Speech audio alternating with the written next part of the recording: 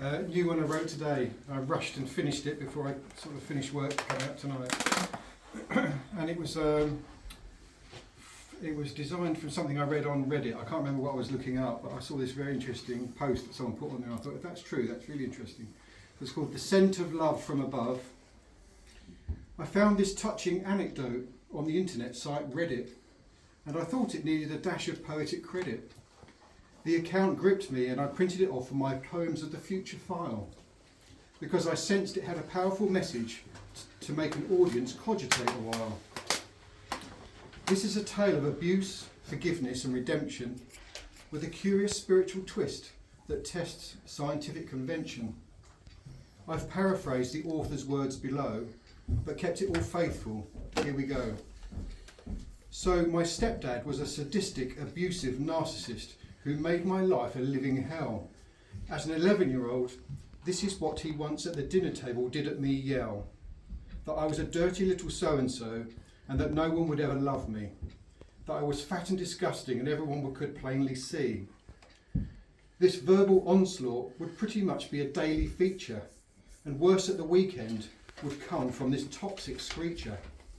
He threw me down the stairs on one occasion and also punched me in the face, breaking my glasses as they flew off my terrified face. Just an all-round awful human being.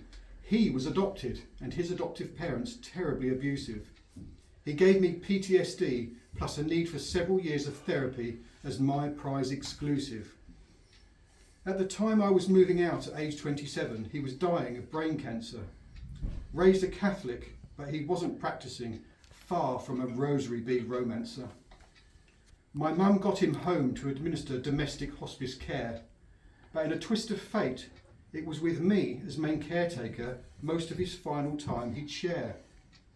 Had God given me all the power in a 180 shift of dynamic? Finally, my chance to show him how it could always have been, balanced and organic. I took care of him like my own son, gave him unconditional love and unconditional respect. My duty of care I maintained, my heart knew only how to behave correct.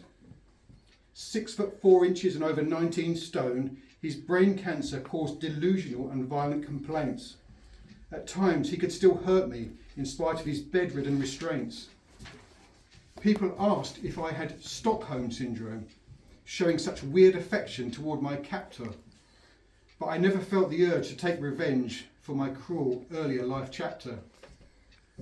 I've had enough pain in my family, and the last thing I want on my plate is to be the cause of more of it and add to a collective karmic plate. My stepfather was already now experiencing his own living hell, without me compounding things and prolonging this dark shadow-like spell. He was having hallucinations, describing visions of burning in Hades for eternity. The least I could do was offer him autumn of life fraternity. He was in hospice status for about 9 months, edging closer to the precipice of life. We sensed when his earth-plane cords had just a week to be severed by the spiritual knife. Our family gathered by his bed and he clutched my hand with tears in his eyes. I did love him, and at last, here was my reciprocated emotional prize. I have often deeply loved the people that have caused me most pain or got me most riled, because they mirror back to me their abandoned, neglected or abused inner child. He was sobbing, expressing that he knew he was going to burn in hell for what he did to me for so long. He begged my forgiveness, and I gave it to him wholeheartedly. It felt in no way wrong. I held his hand, wiped his tears, and told him it was all okay. I loved him and not to worry anymore. He closed his eyes and more tears streamed down his face, but I could see he was relieved at his core. A week later, I was watching him with my mum, my stepsister, step-uncle and a nurse. The nurse knew he was close and began singing a hymn with Catholic verse. He passed away in the next few moments as we sat quiet and holding still. Then the living room did with the scent of fresh roses suddenly fill. All the windows were shut and there were no flowers even close to the house. We were all gobsmacked and rendered temporarily quiet as a mouse. Now I can't say for sure that it was the forgiveness I gave him or that he gave himself, that ushered in this aftermath so soft. But let me tell you that this man used to take number 2 dumps with the foulest waft. Oily, nasty stenches that would stink out a 2-storey, 3-bedroom cathedral ceiling flat, as if in his guts was festering a rancid, long-dead rat.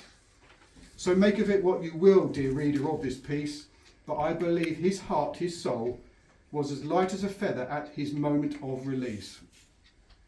Never underestimate the power of accountability, repent or remorse, and try not to sit on it till you are returning to heaven to source.